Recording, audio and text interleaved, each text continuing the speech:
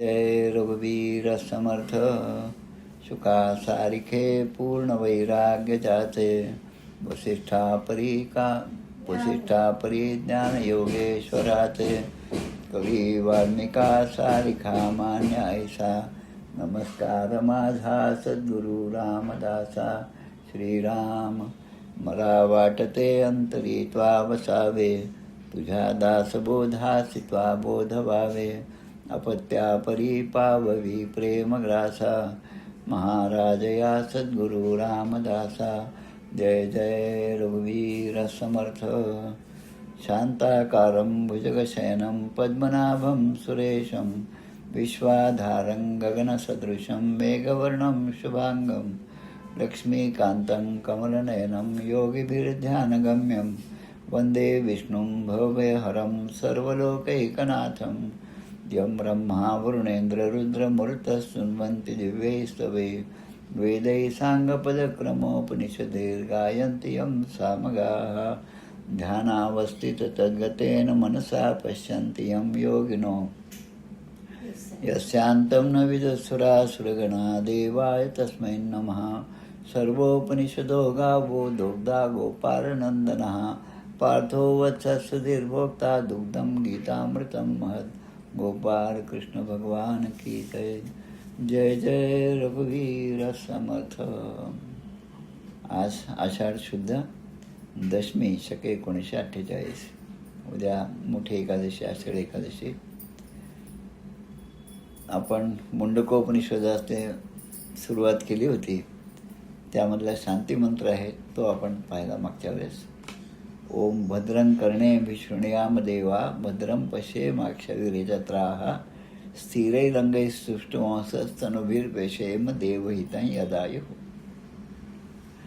स्वस्ति न इन्द्रो वृद्धश्रवाः स्वस्ति न पूषाः विश्ववेदाः स्वस्ति नस्तारक्षो अरिष्ठनेमिः स्वस्ति नो बृहस्पतिर्दधातु।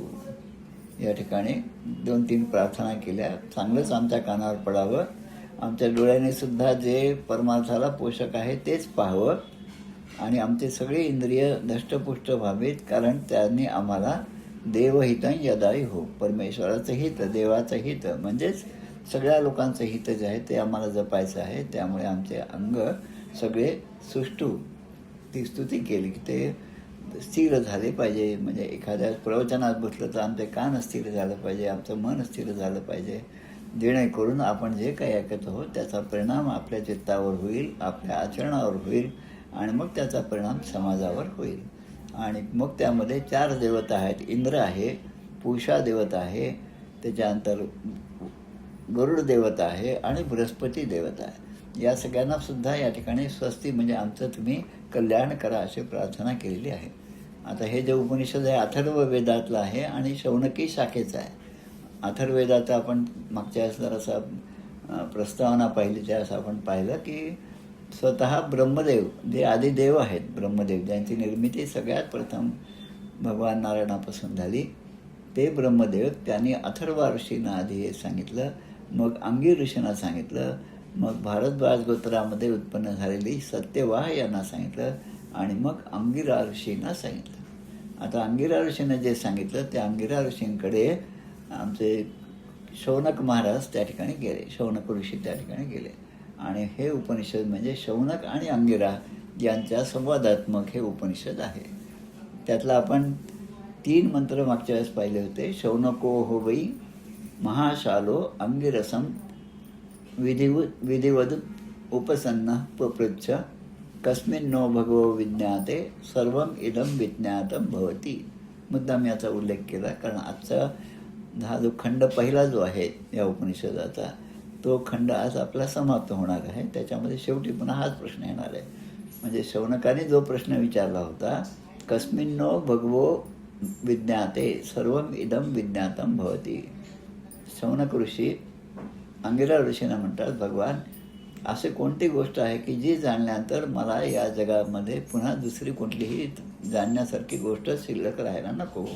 म्हणजे माझं सर्वार्थानं समाधान झालं पाहिजे आणि त्या परमेश्वराचा प्राप्तीचा जो मार्ग आहे तो मला सुलभ झाला पाहिजे, असा जो प्रश्न विचारला 3ऱ्या मंत्रामध्ये। त्यानंतर 4थ्या मंत्राचा आपण उल्लेख केला तत्र परा ऋग्वेदो. आता ह्यामध्ये आपण तत्र परा ऋग्वेदो यजुर्वेद सामवेदो अथर्ववेदः शिक्षा कल्पो व्याकरणं निरुक्तं छंदो ज्योतिषाम इति अथ परा यया तदक्षरम अधिगम्यते. हा 5वा मंत्र आहे. त्याकडे आपल्याला आता आज विचार करायचा. तत्र म्हणजे तर 2 विद्या जगामध्ये आहेत. एक अपराविद्या आणि एक पराविद्या.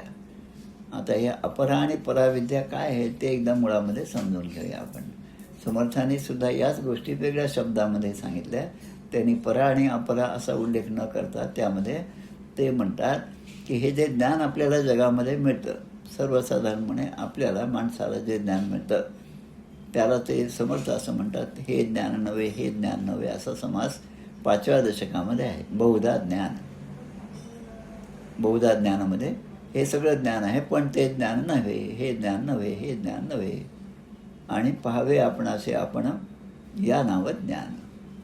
खरं ज्ञान कोणतं ते पाहावे आपणासे आपण. आपणासे म्हणजे आपण जीवानी कोणाला जाणावं, कोणाला पाहावं तर त्या ब्रह्माला पाहावं, ब्रह्मतत्वाचं दर्शन घ्यावं, ब्रह्मतत्वाला ओळखावं आणि तिथपर्यंत त्याचे विचार पोचले पाहिजे. तर ते समर्थांनी त्यांच्या भाषेत सांगितलं. इथे त्याला पराविद्या आणि अपराविद्या असं म्हटलं. आता या 5व्या मंत्रामध्ये जी जी नावं आलेली आहेत, 4ही वेदांचे नावं आलेत. ऋग्वेद, यजुर्वेद, सामवेद आणि अथर्ववेद. आता ह्या वेदांचा विस्तार खूप मोठा आहे. या वेदांमध्ये सगळ्या गोष्टीचं म्हणजे काय अनुष्ठान करायचं असेल, पूजा करायची असेल, त्या सगळ्यांचे मंत्र दिलेले आहेत.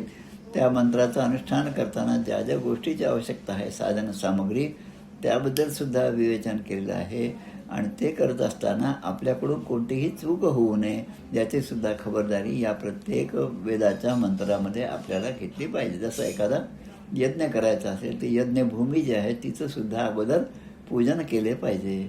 ते पूजन करून त्या ठिकाणी रांगोळी काढून, त्या ठिकाणी चंद्र सूर्य ही जे देवता आहेत त्यांच्या रांगोळी काढून त्यांचं पूजन केले पाहिजे. मग देवता पूजन आहे, दिशा पूजन आहे, जे ब्राह्मण ऋत्विज येणार आहेत त्यांचं पूजन आहे. आणि हे सगळं करत असताना त्यामध्ये एक धोका आहे की किती जरी हे सगळं केलं तरी काही ना काही कमतरता त्यामध्ये राहते. म्हणून या चारांचा उल्लेख केला. आता पुढे ते म्हणतात शिक्षा कल्पो व्याकरणम निरुक्तम छंद ज्योतिषाम इति. म्हणजे हे 6 शास्त्र, 18 पुराणे, 6ही शास्त्र आपण म्हणतो त्याप्रमाणे या सगळ्यांना अपराविद्या असं म्हणलेलं आहे. ऋग्वेद, यजुर्वेद, सामवेद, अथर्ववेद. त्यानंतर शिक्षा कल्प व्याकरण निरुक्तम छंद आणि ज्योतिष या सगळ्यांना हे जे 6 शास्त्र आहेत त्याचा सुद्धा उल्लेख या ठिकाणी केले. आणि असं म्हणतात की या सगळ्या अथ परा यया तदक्षर आणि अथ परा म्हणजे याच्यापेक्षा पुढे असणारे जे आहेत ते पराविद्या आहेत. आता पराविद्या म्हणजे काय की जे जीवाला परमेश्वराच्या प्राप्तीपर्यंत घेऊन जातं. आता हे जे वेदांचं ज्ञान आहे त्या वेदाच्या ज्ञानामध्ये एक धोका संबंधतो. मी वेदांचा अभ्यास केला, मी उपनिषदांचा अभ्यास केला, मला वेदांमधल्या रुच्या सगळ्या स्पष्टपणे म्हणता येतात. आता हे जे आहे त्याच्यामध्ये थोडासा अहंकार त्यामध्ये येण्याची शक्यता आहे आणि येतोसुद्धा. आणि त्यामध्ये समाजामध्ये प्रतिष्ठा जशी जशी मिळायला लागते तसं तसं माणूस स्वतःला उच्च कोटीचा समजायला लागतो. आता या सगळ्यांमधनं हे येतं. पण त्याच्या पुढे याच वेदांमधून ज्या गोष्टी महत्त्वाच्या सांगितल्या आहेत तिकडे मात्र माणूस जाणतेपणाने दुर्लक्ष करतो, कारण तिकडे लक्ष देणं परवडत नाही. आणि मग इथे म्हणतात की हे शिक्षा कल्प व्याकरण निरुक्त छंद आणि ज्योतिष हे जे आहेत त्यांच्याबद्दल आता सांगतात ते. आता शिक्षा म्हणजे काय, वेदांचा पाठ कसा करावा, त्याची उच्चारण पद्धती काय, त्यानंतर त्याचा विधी काय, नंतर कल्प म्हणजे जसं यज्ञयाग आहे त्याचा विशिष्ट विधी असतो आणि त्या विधीप्रमाणे ते सगळे यज्ञयाग झाले पाहिजे. हे कल्प या शास्त्रामध्ये येतं. मग येतं व्याकरणशास्त्र. त्यामध्ये पाणिनी ऋषींचं महत्त्वाचं योगदान संस्कृत भाषेमध्ये आपल्याला लक्षात येतं. व्याकरण म्हणजे वैदिक आणि लौकिक म्हणजे दोन्ही, वैदिक वाङ्मय असेल किंवा लौकिक वाङ्मय असेल त्यामध्ये शब्दाचं अनुशासन. अनुशासन म्हणजे त्यावर नियंत्रण, कोणता शब्द कुठे पाहिजे, तो असा कोणत्या दृष्टीने वापरला पाहिजे ते, आणि त्याचे नियम, त्या शब्दार्थ, त्याचा बोध, त्याच्या शब्दाचा प्रयोग, अशा सगळ्या गोष्टी, त्याचे नियम काय आहेत हे सगळ्या गोष्टी सांगितल्या. आता पुढचं येतं ते निरुक्त.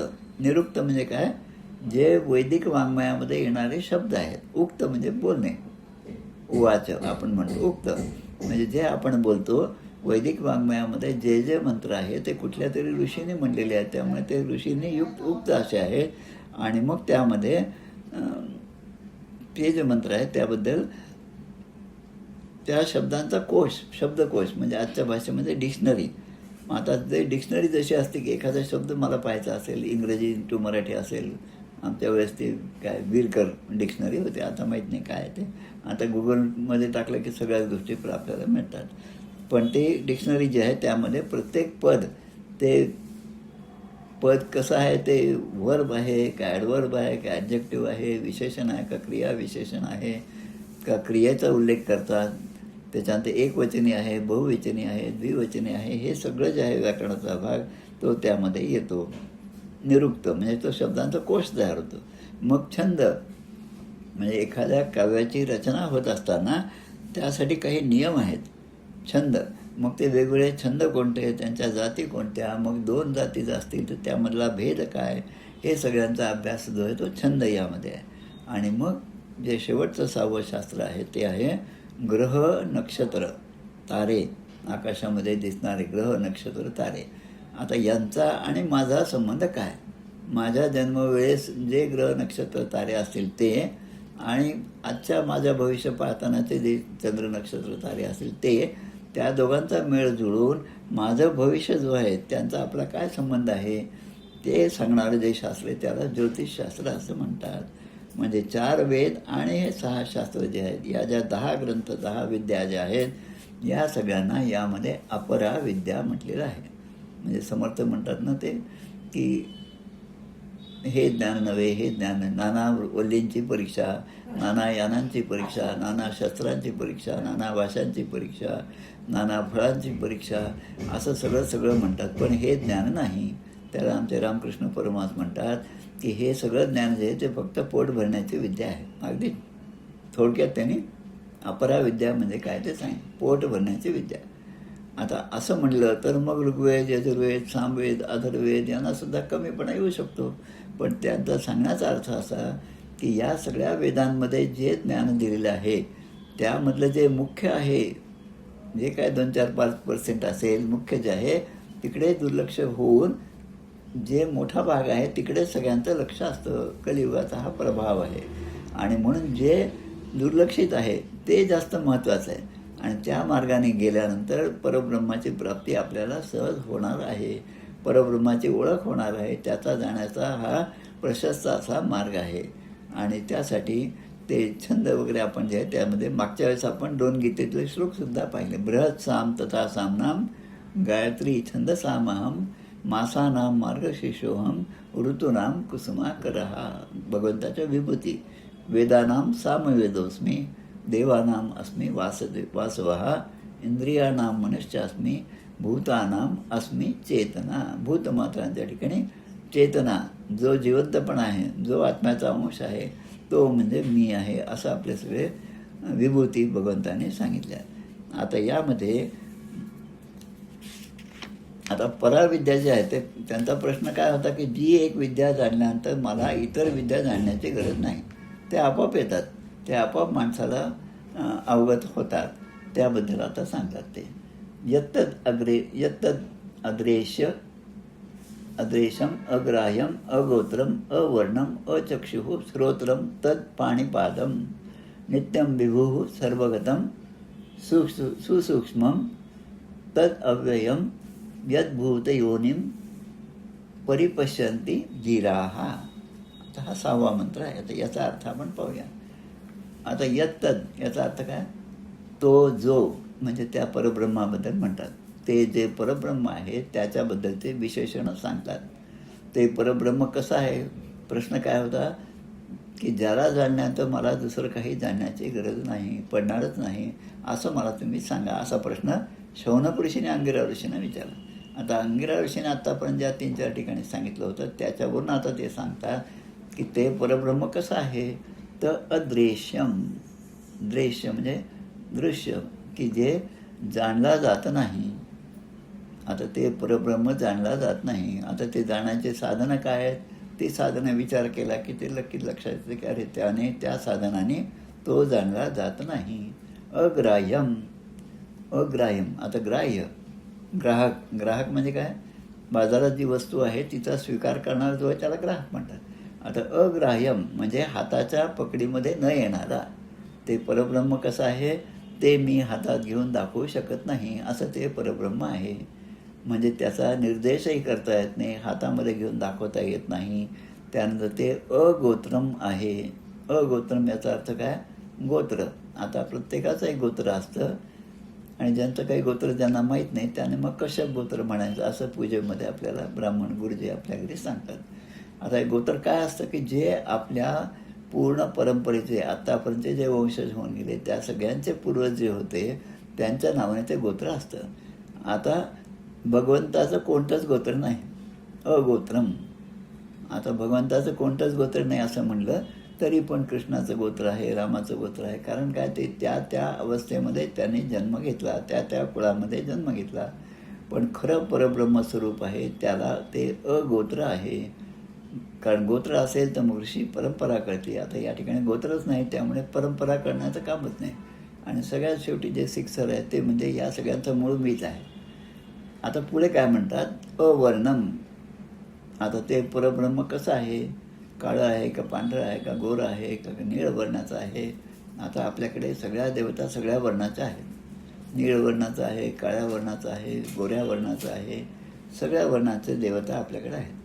आता हे परब्रह्म जे आहे त्या वर्णाच्याही पलीकडे असणार आहे. म्हणजे या वर्णाने जी देवता व्यक्त होते ती फक्त त्या देवतेपर्यंत आपण जाऊ शकतो त्यांच्या आराधनेने, पण परब्रह्मापर्यंत आपण जाऊ शकत नाही कारण तो अवर्णम आहे.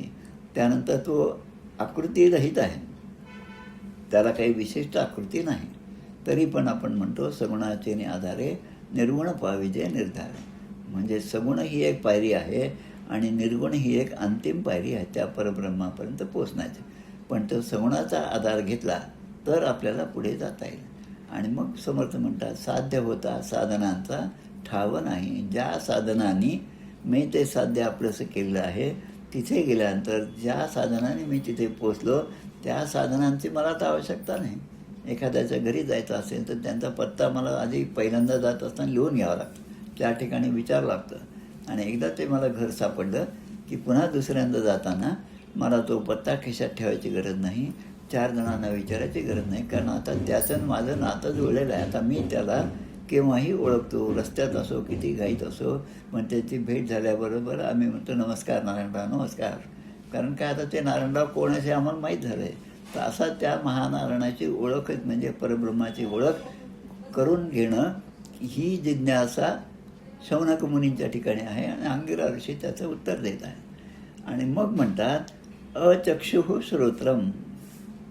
म्हणजे डोळे, कान ही जी ज्ञानेंद्रिय आहेत त्याने तो जाणला जात नाही. अचक्षुः. आता डोळ्याने काय आपण समोर जे आहे ते पाहतो, कानाने काय जे आपल्या समोर असेल त्याचा आवाज आला तर आपल्याला ऐकू येतो. घरात बिल्डिंग चालू आहे त्याचा ऐकू येतो आपल्याला आवाज. किती नाही म्हटलं तरी आपल्या कानावर तो आवाज पडतो. म्हणजे कुठलेही कष्ट न होता कानावर आपल्याला आवाज येत असतो. डोळ्याने पाहावं लागतं पण कानावर मात्र आपण आपलं नियंत्रण नसतं. आणि म्हणून भद्रम करणे विशृणुयाम देवा याचा पहिला क्रमांक जो आहे ते शृणुयाम देवा. आणि मग दुसरा क्रमांक आहे तो डोळ्याचा. भद्रम पक्षे माक्षिबीर यजत राहा. मग आता पुढे काय म्हणतात?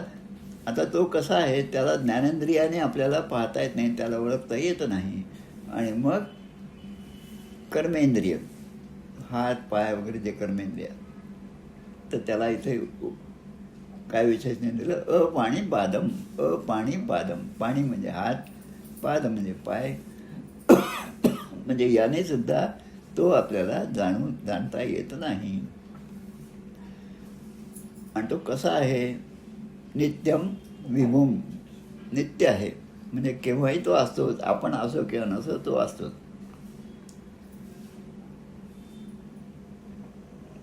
आपण मंदिरात गेलो, भगवंताचं दर्शन घेतलं, बाहेर आलो. आपण मंदिराच्या दृष्टीने आता बाहेर पडलो आपण. पण मंदिरामध्ये भगवंत 24 तास आहे. मंदिराच्या कळसाचं दर्शन झालं तरी त्याचं दर्शन झाल्याचंच पुण्य आहे. अनेक वारकऱ्यांना त्या ठिकाणी आज आणि उद्या आतमध्ये जाऊन दर्शन घेणं हे जरी अवघड वाटत असलं तरी त्यातील बरेच जण त्या कळसाच्या दर्शनानेच तृप्त होतात.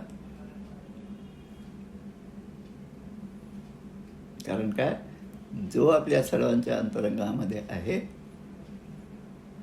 तोच पंढरपूरचा पांडुरंग त्या ठिकाणी विटेवर उभा आहे. त्याचं प्रत्यक्ष दर्शन किंवा त्याचं मनाने घेतलेलं दर्शन हे दोन्ही ज्यांना एकाच कोटीचं वाटतं त्यांना खरं परब्रह्म समजलेलं आहे. आता पुढे सांगतात सर्वगतम. आता तो कसा आहे सर्वगतम, म्हणजे कुठेही गेला तरी त्याला तुम्ही टाळू शकत नाही, त्याला सोडून तुम्ही कुठेही जाऊ शकत नाही. तो नाही असा ठिकाणा नाही, तसा तो सर्वगत आहे. आणि सुसूक्ष्मम, सुसूक्ष्म याचा अर्थ तो सूक्ष्मातिसूक्ष्म आहे. कितीही लहान भाग असला तरी त्यामध्ये त्याचा अंश आहेच, हे स्पष्ट त्याने केलं.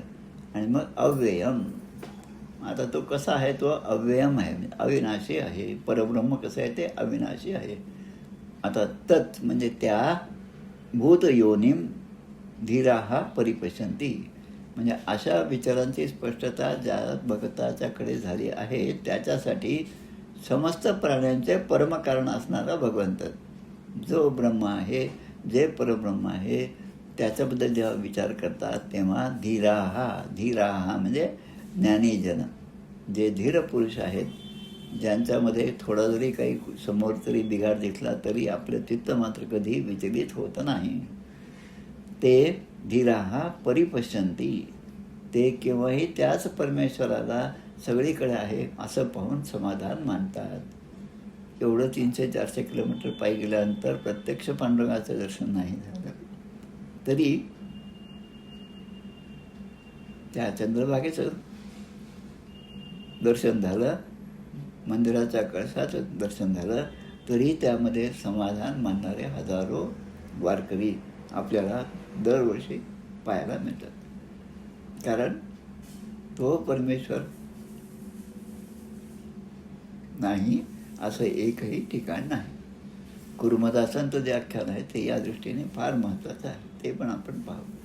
आता हे सगळं परब्रह्माचं वर्णन करत असताना थोडंसं समर्थ काय म्हणतात ते पहा. सद्गुरुस्तवन समासामध्ये तयासे उपमा काय द्यावी, नाशिवंत सृष्टी हे आगवी, पंचभौतिक उठा ठेवी नचले तेथे. पंचभौतिक उठा ठेवी, पंचभौतिक शरीर, कर्मेंद्रिय, ज्ञानेंद्रिय, मन, हे सगळं आहे. त्या उठाठेवीचा तिथेच कोणतंच काम नाही. म्हणजे ते असलं काय नसलं काय ते मात्र परब्रह्म तसंच आहे. त्यासाठी आपल्याला केनोपनिषद झालेला आहे. पण केनोपनिषदामध्ये सुद्धा एक मंत्र आला होता, न तत्र चक्षुर गच्छती, याच अर्थाचा आहे. पण न तत्र चक्षुर गच्छती, मग त्या परब्रह्मापर्यंत आमचे डोळे जाऊन पोचवू शकत नाही, आम्ही त्याला डोळ्याने पाहू शकत नाही. न तत्र वाग गच्छती, म्हणजे आमच्या वाणीने सुद्धा आम्ही त्याचा स्पर्श करू शकत नाही, त्याच्याशी बोलू शकत नाही, आमचे उच्चार शब्दसुद्धा त्याच्यापर्यंत पोचू शकत नाही. आणि मग नो मनहा, म्हणजे मनसुद्धा माझं त्यापर्यंत पोचू शकत नाही. मन माझं सगळ्या खंडामध्ये, सगळ्या आशिया खंडात, युरोप, रशिया सगळीकडे फिरू शकतं, पण त्या परब्रह्मापर्यंत जाऊ शकत नाही. न विद्मो न विजानीमो यथेतद अनुशिष्यात, त्यामुळे मी त्याला जाणू शकत नाही. न विद्मो, मी कितीही प्रयत्न केला तरी माझ्या या संकुचित अशा इंद्रियाने मी त्याला जाणू शकत नाही. म्हणून ज्ञानेंद्रिय असेल, कर्मेंद्रिय आहेत, डोळे, नाक, कान, जीभ, त्वचा किंवा पाणी, पाद, शेषण, पायू आणि उपस्थ, या सगळ्यांमुळे सुद्धा मी त्यांना जाणू शकत नाही. हे केनोपनिषदातला हा मंत्र होता. आता पुढे सांगतात की आता प्रश्न काय होता की मी जे एक जाणलं म्हणजे मला पुन्हा सगळं जाणण्याची गरज नाही. आता याचा म्हणजे विस्तार करताना आता एक छान उदाहरण देतात की हे जग कसं निर्माण झालं. आपण चतुर्श्लोकी भागवतामध्ये पाहतो, अहमेवासमेव वागले नान्यत्य सदसत्परम पश्चादहम यदेतच यो वशिष्येत सोस्म्यहम. आणि ओम पूर्णमद पूर्णमिदम पूर्णात पूर्णमुदच्यते पूर्णस्य पूर्णमादाय पूर्णमेवावशिष्यते. दोन्ही सारख्याच अर्थाचे आहेत की त्याच्यातून काही काढून घेतलं तरी त्यामध्ये काहीच फरक नाही पडत, कारण तो तसाच आहे, अव्यय आहे, अविनाशी आहे. ते परब्रह्म अव्यय आणि अविनाशी आहे. आता उदाहरण या ठिकाणी देतात. आता याचं या सगळ्या जगामध्ये दिसणाऱ्या प्रत्येक जीवजंतूचं, प्रत्येक घटनेचं, प्रत्येकाच्या कार्याचं, प्रत्येकाच्या घटनेच्या मागे असणाऱ्या उद्देशाचं, या सगळ्यांचं परमकारण काय आहे असा प्रश्न विचारला तर म्हणतात ते कोणापासून निर्माण झालं ते महत्त्वाचं आहे. म्हणून आता पुढचा 7वा मंत्र जो आहे तो या ठिकाणी दिलेला आहे. 7व्या मंत्रामध्ये काय म्हणतात?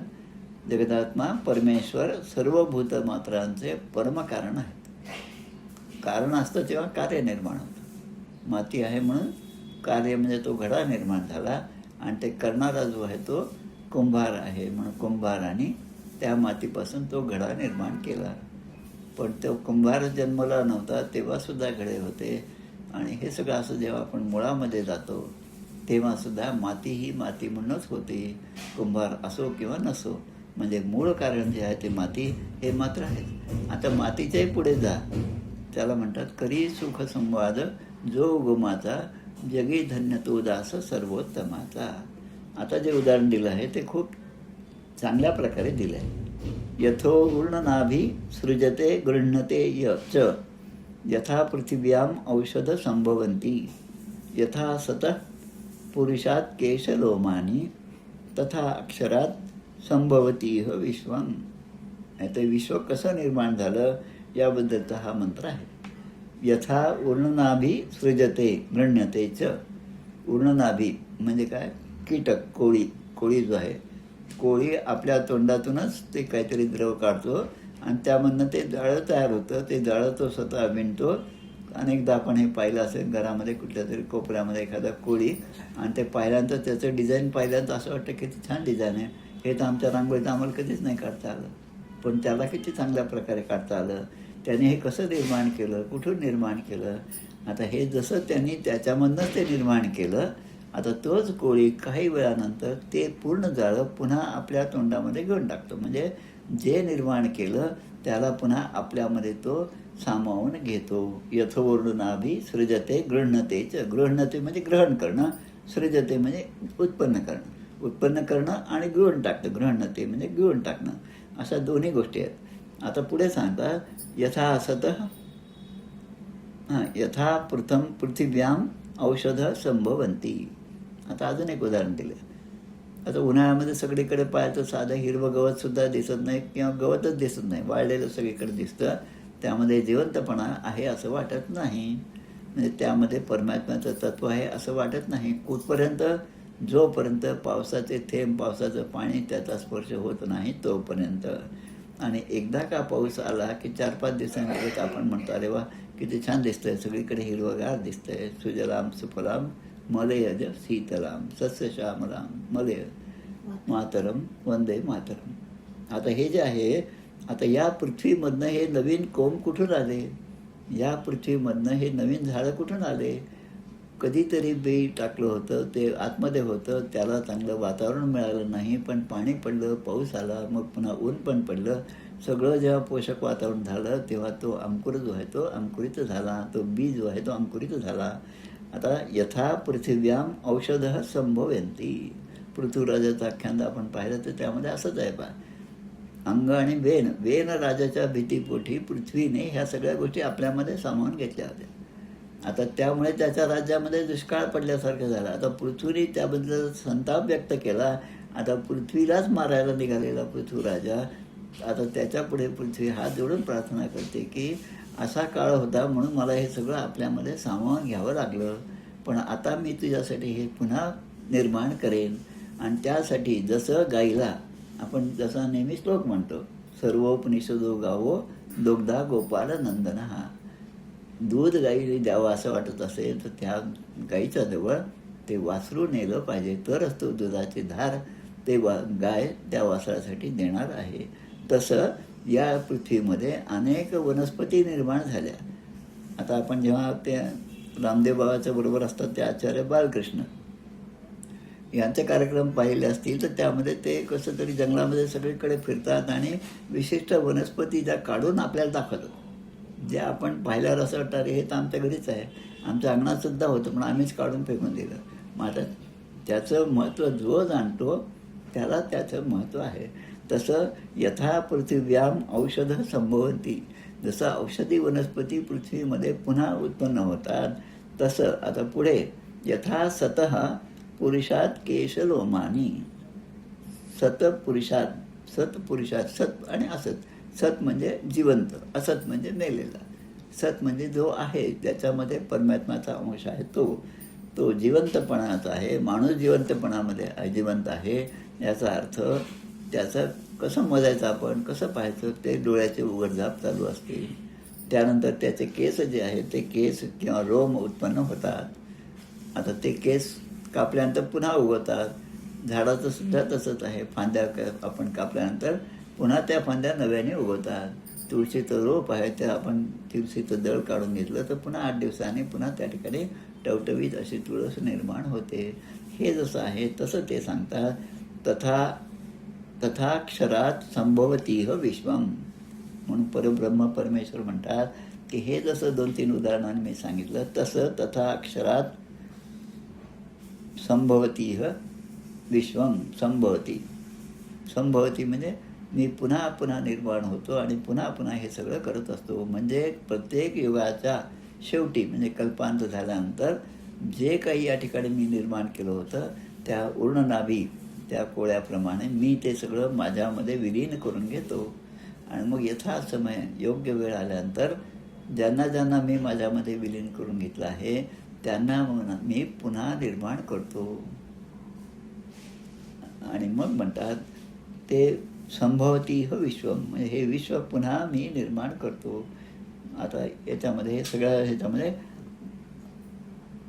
सत्पुरुषात, अक्षरात म्हणजे अक्षरापासून, सत्पुरुषात पुरुषापासून, म्हणजे हे सगळं पंचमी संप्रदान त्यामध्ये आहे. मी ते निर्माण करतो. कसं तर गीतेमध्ये जसं सांगितलं त्याप्रमाणे सर्वभूतानि कौंतेय प्रकृतीं यान्ति मामिकाम कल्पक्षये पुनस्तानी कल्पादो विसृजाम अहम.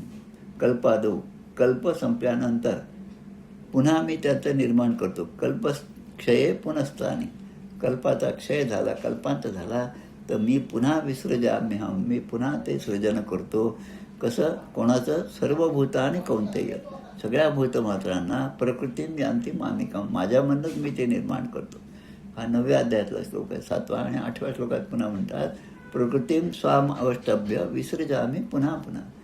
असं पुन्हा मी निर्माण करतो. पुन्हा काही काळ ते या ठिकाणी राहतं आणि पुन्हा माझ्यामध्ये विलीन होतं. भूतग्रामम इमं कृष्णम अवशम प्रकृती वशात, प्रकृतीच्या वशात म्हणजे प्रकृतीच्या अधिष्ठानाखाली या सगळ्या गोष्टी घडत असतात.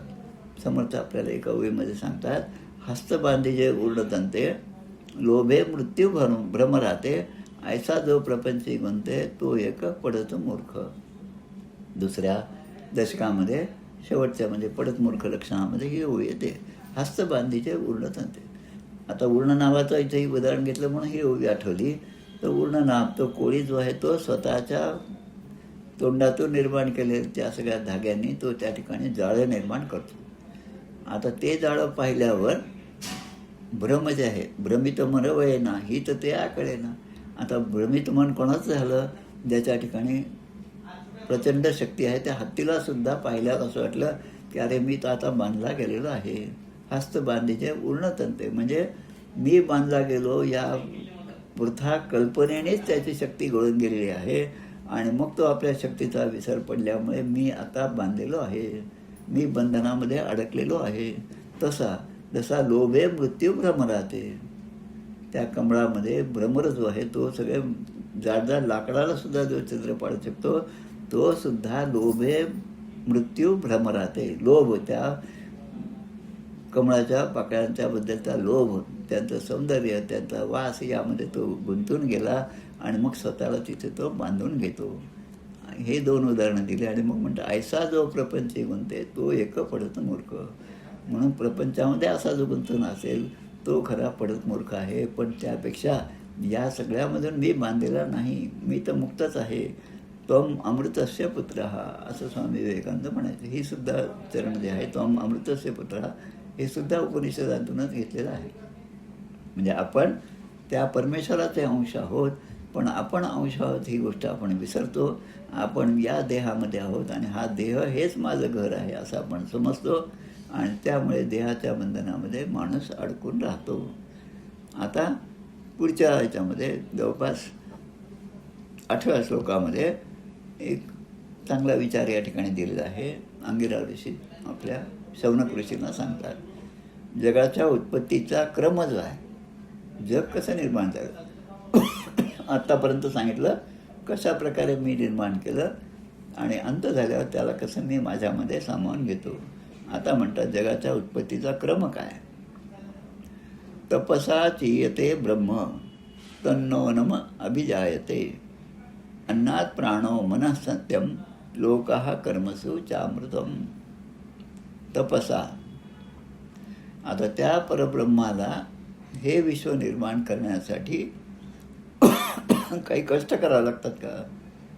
आपल्याला साधी झोपडी बांधायची तरी कष्ट करावं लागतात, मोठं घर बांधायचं अजून जास्त कष्ट, सगळा संसार उभा करायचा, मी होते म्हणून संसार झाला, मग हे सगळं करण्याचे श्रम आपल्याला होतात.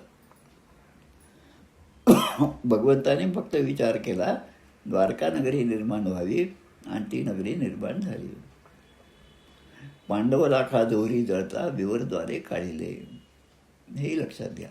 सख्य भक्तीमध्ये त्या पांडवांना बाहेर काढण्याची योजना किती चांगल्या प्रकारे झाली.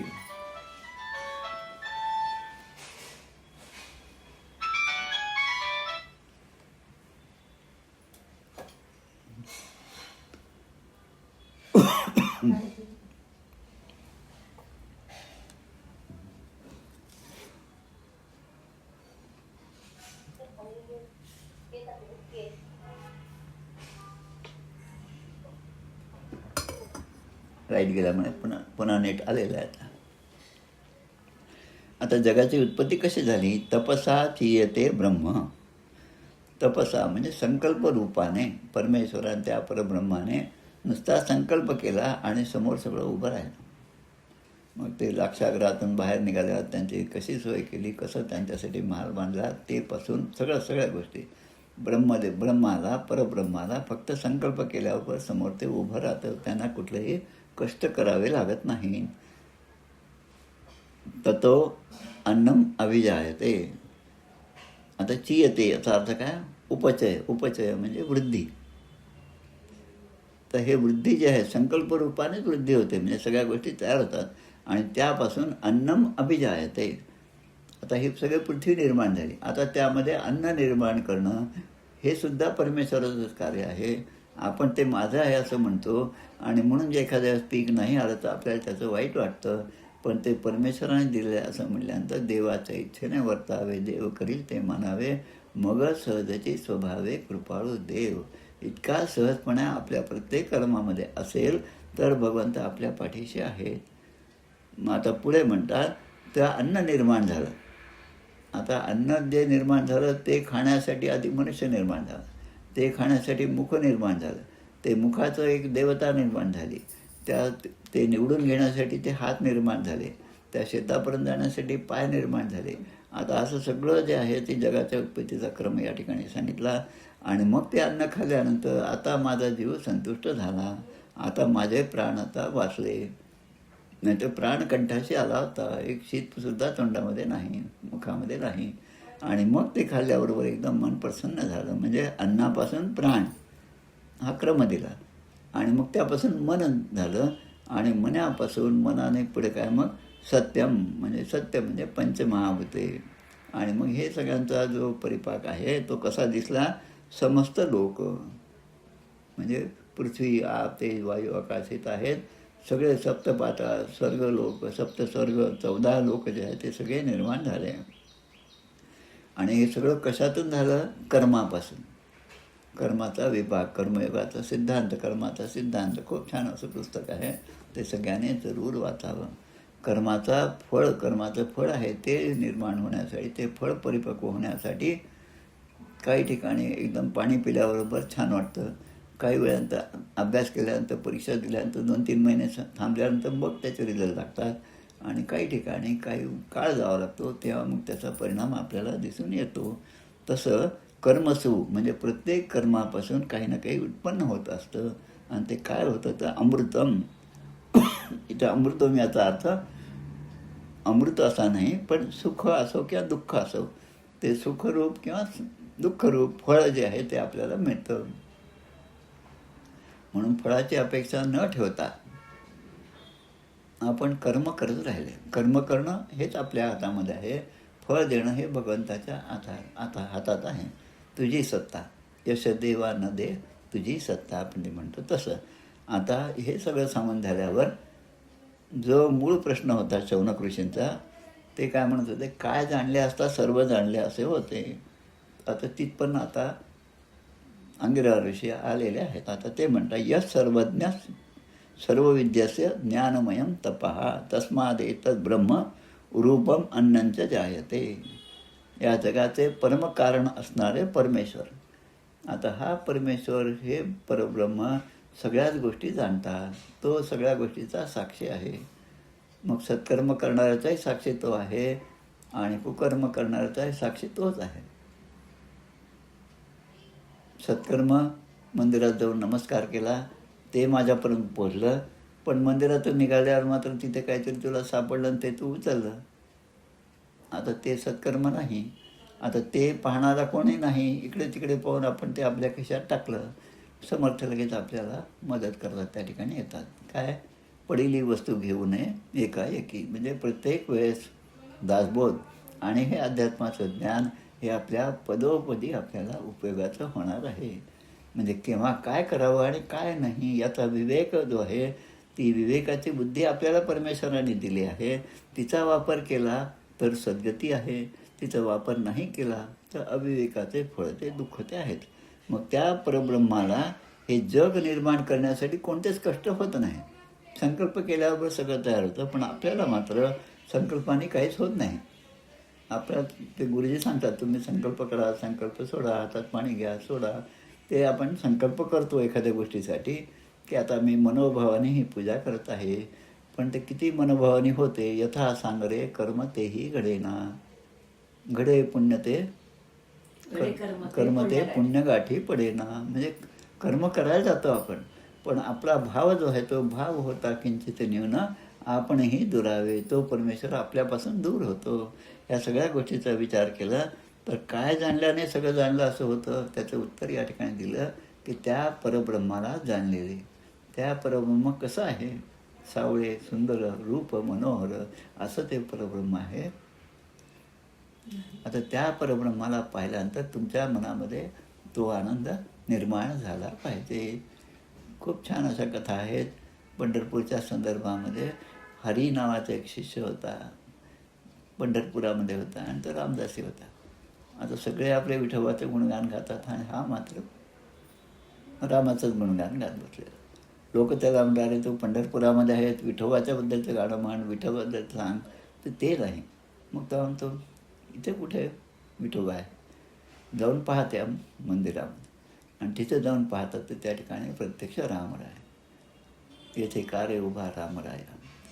आणि तिकडे त्या चाफळच्या मंदिरामध्ये काही क्षणापुरता रामराय तिथून अदृश्य झाले आणि त्या ठिकाणी विठ्ठल दिसू लागला. आता हे जे आहे, ही भावना फक्त जे या स्तरापर्यंत पोहोचले त्यांच्या मनामध्ये हे असं निर्माण होतं. इतरांच्या मनामध्ये काहीच निर्माण होत नाही. किती यात्रा झाल्या तरी काही फरक पडत नाही. पण यात्रा करणे हे तेवढंच महत्त्वाचं आहे. कारण कुठलंही पुण्यकर्म आहे, हे कर्म जे आहे ते त्याची गाठी म्हणजे ते आपलं बॅलन्स ते जोपर्यंत वाढत नाही तोपर्यंत परमेश्वराची प्राप्ती नाही. आणि म्हणून पुन्हा पुन्हा याच नरदेहामध्ये जन्म घ्यावा लागतो. पण समर्थ म्हणतात, हा नरदेह सोडल्यानंतर पुन्हा नरदेहाची प्राप्ती होईल असा कसा भरोसा घेतो. आणि असं म्हणायला तुला लाज वाटत नाही का, असंही म्हणतात समर्थ. म्हणजे तुकाराम महाराज आणि समर्थ जवळपास एकाच प्रकारे बोलत असतात. कारण ते म्हणतात, असं काय पुण्य तू केलं की तुला पुन्हा हा नरदेह प्राप्त होईल. आणि त्यामुळे आपण चांगल्यात चांगले कर्म चांगल्यात चांगलं केलं पाहिजे. आणि ते केलं तर आपला कर्माचा साठा, पुण्यकर्माचा साठा निर्माण होईल आणि त्यापासून पुढे आपल्याला चांगले चांगले दिवस येतील. असं म्हणत हा जो या उपनिषदामध्ये जे 3 काय म्हणू आपण त्याला खंड, मुंडकोपनिषदामध्ये जे 3 मुंडक आहेत आणि प्रत्येक मुंडकामध्ये 2-2 खंड आहेत. म्हणजे 6 पैकी प्रथम मुंडकाचा प्रथम खंड जो आहे तो या ठिकाणी पूर्ण होतो. यामध्ये आता आपण पाहिलं ते 9 मंत्र या ठिकाणी प्रथम खंडामध्ये. आता उद्या आपण हा द्वितीय खंडाचा पहिल्या मंत्राचा आपण अभ्यास करूया. तदेतत् सत्यम मंत्रेषु कर्माणि कवयो नान्य पश्यन्स्तानि त्रेतायां बहुधा संततानि नान्याचरथ नियतं सत्यकामा एष वह पंथाः सुकृतस्य लोके. याचा अर्थ आपण आता उद्याच्या भागामध्ये आपण पाहणार आहोत. गोपाल कृष्ण भगवान की जय. जय जय रघुवीर समर्थ. श्रीराम जय राम, जय जय राम, श्रीराम जय. नमस्कार करते. जय श्रीराम. जय जय रघुवीर.